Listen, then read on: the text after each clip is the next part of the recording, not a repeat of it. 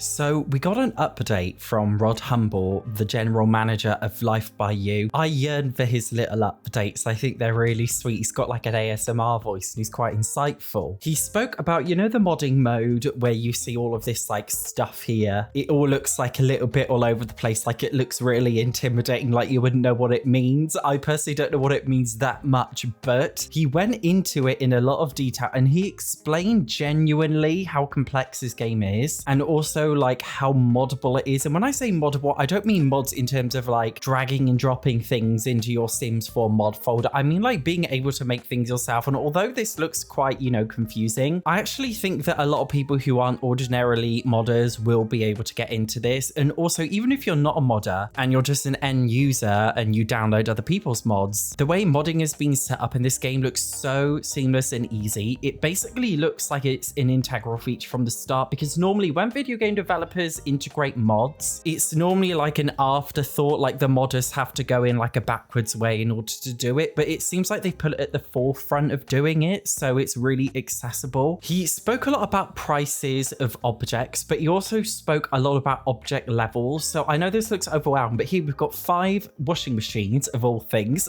So he was showing how you can see in the bottom right here, each one has a level from 0 to 4, and then variant, entry level, less bad, okay, good, best. And then you have a cost override, but then it says variables, which is the interesting thing because it says capacity. I assume that's like how many clothes you can put in the washing machine. It says cycle length, so how long it takes to do the washing, and reliability. I assume that means how long until it breaks. Now, another interesting thing here, you can see it says restriction, none, no build mode or lot editor. What that basically means is it an object that you can just purchase from build mode, or is it something that you'd have to buy from the store specifically, like go out into the in-game shop? I genuinely love the idea of locking certain things behind a shop. I mean, if it was my way, I would lock everything level 1 to 4 in like a specific retail store, so you actually have to go out and buy it, but you can only buy like the basic things from build mode. Like that seems like a good idea to me, but it basically shows how you can personally easily make it so that your game is a lot harder in that sense, and importantly a lot more realistic. See, how I personally would love it is if somebody made a mod to make it so that nothing could be bought from build mode, so you'd have to go for the shop for everything. For that added realism, that's what I'd love. He also mentioned how some things you can build, they haven't really gone in much depth in crafting. He suggested that maybe you could craft a washing machine, I'm not too sure. Now, another thing he spoke about is starting cash. Like again, if you zoom out in this, you'd be like, what the hell is this? So you can set weekly minimum wage, which is basically welfare I'm sorry, I forgot what Americans called it, like social welfare benefits, and how much you get minimum. But they've also done it so you can edit how much money you start off with. So it says here, first household member, 221,500. Bloody hell, that's a lot. I feel like maybe an extra 2 was added on by mistake, but it says an extra adult or teen is an extra 500. What are we calling the currency in this game? Can I just say pounds because I'm British, please? Okay, an extra 500 pounds if it's an extra adult or teen, or an extra 5,000 as a child. But you can actually just change it on the fly. And although this looks a bit confusing, okay, all you have to do is click on this box and write in a number and it's done. Do you know what I mean? He also mentioned that he didn't want to have a toy economy in the game. And I think specifically what he meant by that was basically when the economy doesn't really make any sense. And he suggested that they're emphasizing on making like plausible, real, prices that you'd find things, especially in regards to real estate, which I genuinely love realism. That's like my number one thing in any kind of life simulation game. So that is something I'm really excited about. But of course, you can actually edit the prices of everything yourself. Also, I don't know if he did, but I feel like he may have given away that you can do lawn mowing in this game, because we've got maintenance costs here, lawn care. Have we seen lawn mowers in any of the trailers? I feel like we haven't. Forgive me if I'm wrong, if I haven't looked in that much detail, but I'm sure we haven't seen lawn mowers. Has he just leaked something? He's also shown off basically how you set a flat building cost, the wall base cost plus the flooring base cost, roof cost. Like I genuinely, like I'm thick as shit. Like I just play video games. Do you know what I mean? I don't make them, so I don't know what all of this means exactly, but it basically shows off, I think, how much things cost, but also how much you can, I guess, change it to. But it's also got like luxury cost, ultra luxury cost, which is a very interesting development. Now, he He's also spoken about how you do have to pay for clothes that you make your character in, and he said that the starting cost takes that into consideration. And of course, the home you want and the type of furniture that you want, I believe, takes that into consideration. But he's also said that personality, this thing here, may actually take into consideration the amount of money that you start with. Because in Life by You, they will have background traits, for example, comes from, I don't know the names, like comes from a difficult background or had a lovely childhood, blah, blah, blah. This one you see has a turbulent childhood. Just doesn't turbulent mean windy? Yeah, like was he farting loads in his childhood? What does that mean? I assume it means bad, like a bad childhood. Is that what it means? Anyway, maybe if somebody has a bad childhood, maybe they start with less money. Maybe there's a background trait to have a privileged childhood, so you start with a bit more money. But if you want to do that, of course, it takes up one of your personality trait slots, so you have to like weigh it, which I think is another level of complexity and making each character feel a lot more unique, not just in terms of their personality, but even how you start off. Because obviously, like in The Sims 4, you can't start off with a rich sim versus a poor sim unless you have cheats. So I like that you kind of get a bit of an option and you get flexibility to do what you want to do. He also showed off a bit of gameplay. He was rambling a little bit. I don't mind because I think his rambling's quite sweet. But he was basically asking like how tight they should tune the early things, especially I think in regards to money, like how strict is it going to be? He also briefly mentioned, like very briefly mentioned, that this game will have a really extensive crafting system. What does that mean? Genuinely, I love crafting in games. Call me a Minecraft kid, but like I really, really love like crafting and stuff and being able to make anything. And he was saying that you could basically make a lot of things in many different kinds of ways. So I think the game would be very good if it had those elements, because obviously like one criticism, okay, very random criticism I do have about The Sims 3 open world is that like, yeah, you can travel open world, but like what can you actually do in the open world? I think if this game did have things like crafting where you could collect things in the world, it would give you an incentive to explore and go to areas that you wouldn't ordinarily go to. He also mentioned the game will have troves, and he was trying to find one in this video. Like, what is a trove? Does it mean like a treasure chest? That's what I was thinking when he said it, like, what is a trove? But he couldn't find it in the video. I'm assuming he means like a treasure chest. So I'm assuming that basically means like you can gather some kind of treasure, like a randomly generated one in the world or something, and it has stuff in it. Like, I don't know what that means. Treasure trove means a collection of valuable or delightful things. So that sounds lovely. A box of delightful things. What would that contain? An emotionally available and financially stable man who's at least 6 foot tall. I hope so.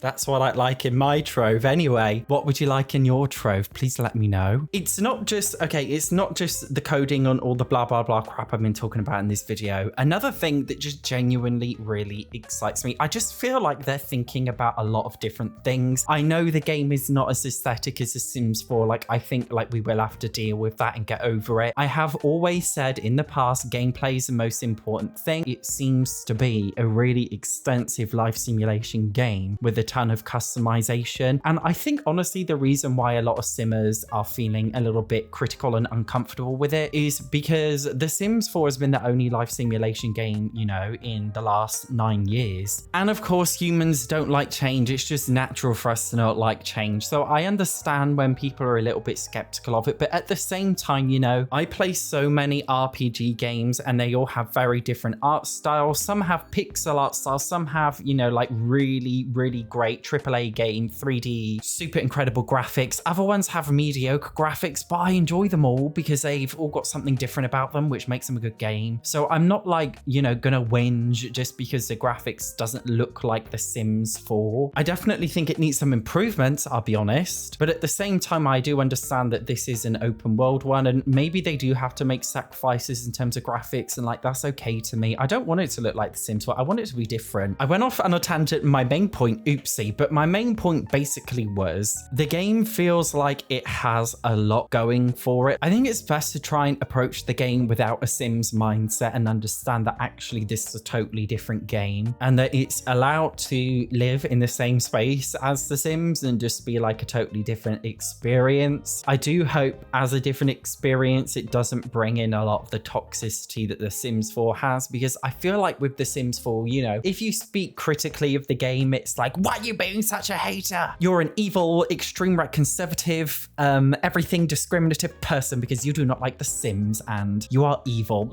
But then on the other hand, if you say you like the game, people just say, you're an EA sellout, you're so fake.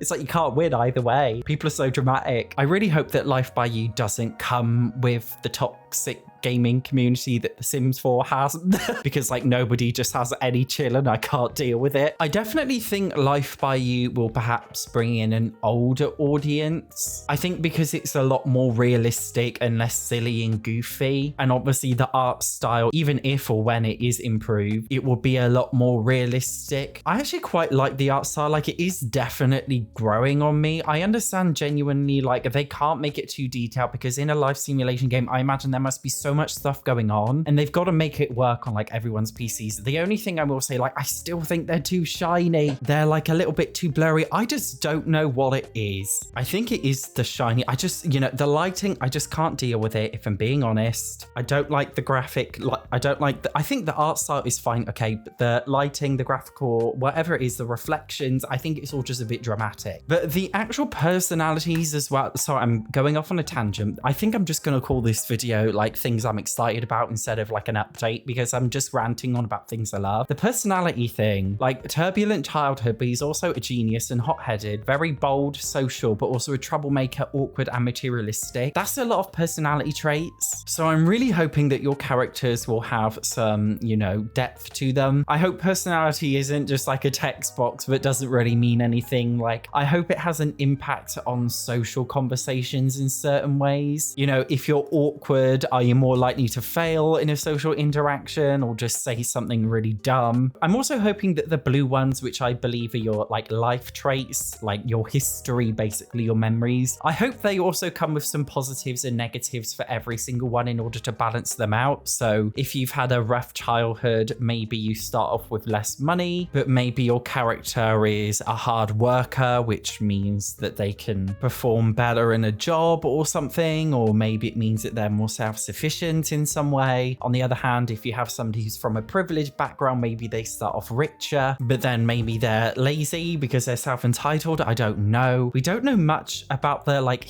what do you call them, like background traits? But I do hope that all of the traits in general do have a big impact on gameplay. I feel like it's necessary. Also, there's still a lot of unanswered questions. In the top right says EXP. I genuinely like the idea of having some EXP. I don't know how you'd earn experience points. Is it completing the missions? In the top left here, we don't know. I've always said, okay, one thing that like I kind of dislike about The Sims 4 is that it doesn't really have any direction to it, and there's no real reason to do anything. Like, you go into it with a really cool idea that you've imagined, but then when it comes to playing it and doing it, it's really difficult, so you give up and then you don't touch the game again for another 3 months. I know you play The Sims that way because we all do. But with Life by You, if they have like, I really just want to know what their story editor is, quest editor, mission things, because if it gives the game some direction, I think that would make me really, really happy because it means that I can select certain things to do, especially if there were community made like stories or missions, each revolving around a different way of playing the game, a different way of interpreting life and playing as life. It will allow you to do things that you wouldn't have ordinarily done. Like, for me personally, I'm not really much of a family player, but if there was a quest or story about raising a family and I had that linear structure to follow, it would make me enjoy it because it's like it gives you something to follow. Humans are much more creative and engaging when we're put in a box and we're told what to do. We all like being dominated deep down and I think it's nice to just be told what to do. But all we know so far is this welcome to town, open the package outside your door. Like, this is the only one that we've got, and I would like to see if there's some more, and I'd like to know more about creating and editing them because, oh, like, imagine if some really talented people made loads and they just like, you know, chuck them out as mods and you can download loads of different things you could do. I just feel like the possibilities are genuinely endless, and I feel like with Life by You, I have a genuine feeling, okay, that DLC will feel like DLC, and what I mean by that is it will feel optional. I still have a bad feeling that they're gonna either not include weather or make weather DLC, which is gonna piss me off a bit. I don't think weather should ever be DLC in a life simulation game, but I got a strong feeling feeling they're gonna do it, okay? Apart from that, I know they were suggesting that in the future they may consider making a university's DLC or something, but for the most part, the game genuinely looks like a game that you don't need DLC for. Like, it looks like a game that it's literally just yours to do what you want with, and if you want DLC, you can get it, but if you don't, like, it's not that deep. Basically, it just looks like The Sims 3, because with The Sims 3, you could really enjoy that game without any DLC. But even though I think Life by You is going to have a tough time because it doesn't have the Sims name and notoriety behind it, what I think it does have is a lot of realism, and I really appreciate realism. I mean, if you think about it, even in The Sims 4, guys, how many like absolutely absurd, crazy Sims 4 packs exist? Really strange concepts, but the most popular ones are Laundry Day, a pack about washing your clothes; Parenthood, a pack about being a parent to a child. People who like life simulation games enjoy doing quite mundane things, and I feel like this game really adds a lot of realism to the mundane, and that's why I'm really excited about it, along with many other things. If you haven't seen it already, make sure you also check out my Paralives update and why I'm really excited about that, and how that game is actually also extremely realistic. Thank you very much for watching. I will see you in the next one.